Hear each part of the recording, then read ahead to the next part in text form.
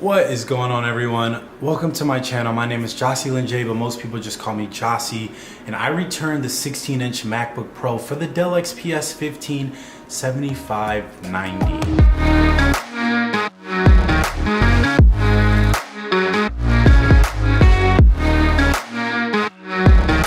Those of you who've been following my channel for the past few months, you know that it's been a journey trying to find a new laptop. So I want to say about 4 months ago, I released a video saying that I'm selling my 13-inch MacBook Pro. And then after that, I ended up purchasing the 16-inch MacBook Pro, which is an amazing laptop. And if you want to get that laptop and aren't even considering going PC, you should get it. It's phenomenal. I didn't return it because it was a bad laptop. I just got an amazing deal on this XPS 15 7590. It seems like a lot of people have been afraid to switch over to PC because they're so comfortable being in the Mac ecosystem. But I've noticed ever since Dell released this XPS model, I've started to see more and more YouTubers make the switch from Mac to PC, or specifically from their older generation MacBook Pros to the Dell XPS. One of the influencers that influenced me is Sarah Dici. She switched from the MacBook Pro to the Dell XPS, and we have similar workflows as content creators, so I started feeling more and more comfortable about making the switch. The XPS 15 7590 that I purchased comes packed with the 9th gen i7, 16 gigs of RAM, 512 gigs of SSD, 6 cores, 4 gigs of Nvme GeForce GTX 1650 graphics, and has a 15.6 inch 4K OLED display at 60 Hz. I want to let you know that my goal isn't to bore you with specs. The laptop's been out for a year now, so most people already know what it offers. I want to talk about my real life experiences and why I think it will be a good option if you don't want to break the bank on a MacBook Pro, or if you just want to switch from Mac OS to PC. I like the aesthetics of the XPS 15 7590. It looks pretty much the same as the previous model. It has a carbon fiber keyboard deck, aluminum top and aluminum bottom, which makes the XPS 15 look similar to the MacBook Pro, which isn't a bad thing. Let's be honest, I think we all can agree that Apple is the standard when it comes to laptop aesthetics. The screen is bright, has good color accuracy, but can be a bit saturated. I don't have a problem with that, other than when I'm video editing and my footage looks a bit inaccurate to what others can see on their displays. The main reason I got the XPS is to render and export large video files faster, so I can more consistently edit and release YouTube videos.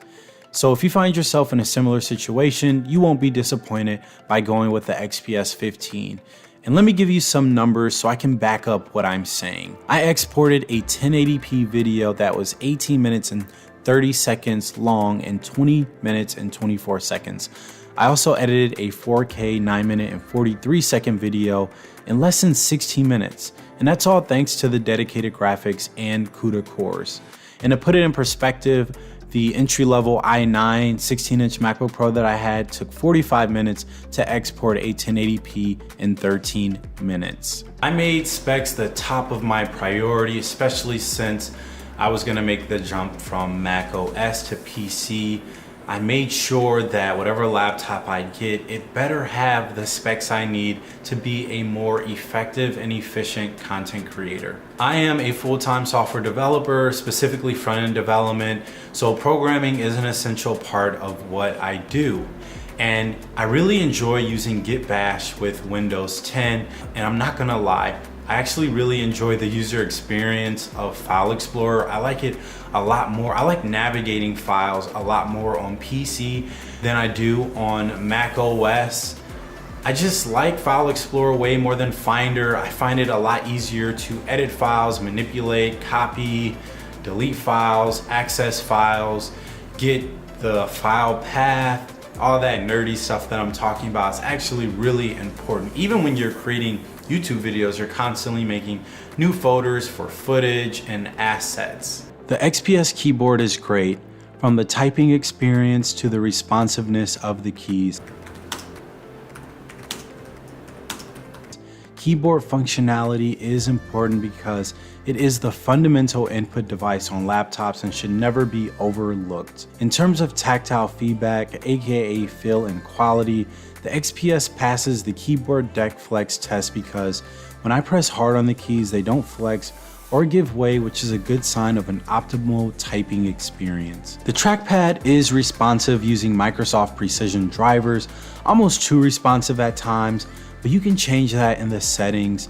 The trackpad is also pretty large when comparing it to other PCs, but pretty small when comparing it to the 15 or 16-inch MacBook Pro.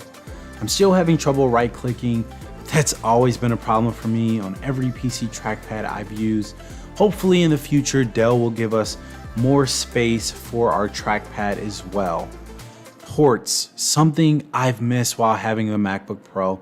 The XPS has 2 USB Type A ports, 1 USB Type C, 1 Thunderbolt 3, HDMI 2.0, analog headphone, SD cards, and a Noble lock port. I'm pretty sure that the battery life is supposed to be 20 hours. I definitely can't verify that.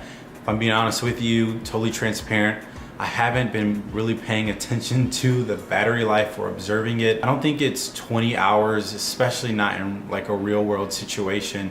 And I use a lot of heavy CPU and GPU applications, but I mean, I usually keep my laptop charged anyways. So that's really all I have to say about battery life. Obviously, there's no perfect laptop, and even the ones that are perfect, they're like 4 or 5 grand.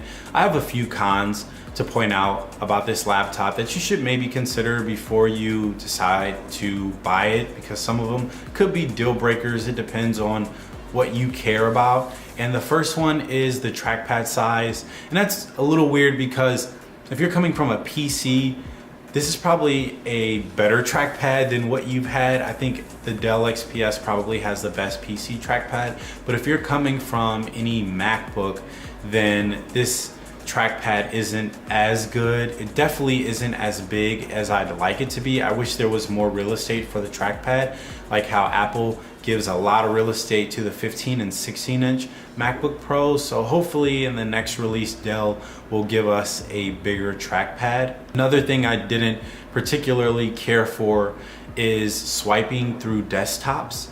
It was like a bit jumpy. It wasn't as smooth, like panning from one desktop to the other wasn't as smooth as I like. And that's probably because I'm coming from a MacBook Pro where swiping through different screens is a lot more smoother. It's not like a deal breaker by any stretch, and you probably won't notice it that much. Maybe I'm just a stickler, but it was a bit like jumpy. I also had to download a few drivers. I did notice that my Bluetooth connection was a little finicky with the MX Master 3 and the MX keys for some reason. I'm not sure why I was losing connection. I haven't noticed that with any other devices, but I will say that the Bluetooth toggle button to turn it on and off disappeared.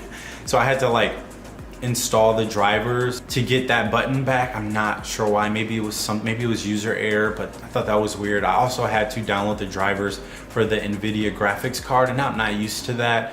It wasn't a pain or anything like that, but it was a bit weird because I'm used to laptops just working out of the box like MacBooks. So those aren't really deal breakers.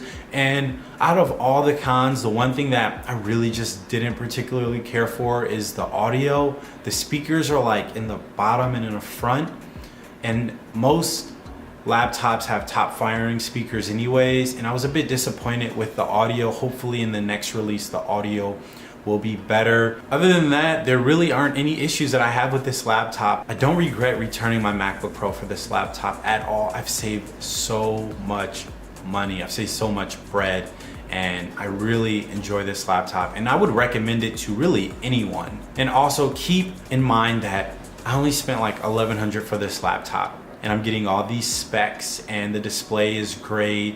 I like the size of it. It's a 15-inch laptop, solid battery life. Like, there's really no complaints. I had to really look for things. With that being said, that concludes this video. If you liked it at all, give it a thumbs up. And if you want to see more videos like this, do me a favor and comment down below some of the videos that you would like to see regarding the XPS or any other tech. I'm trying to do more content that's like tech consumer because it's something that I really enjoy and I've seen some success with those kind of videos. So comment below some of your thoughts, share it with someone who you think might benefit from it, subscribe to join the community, and as always, stay blessed and stay safe out here, y'all. Seriously. Peace.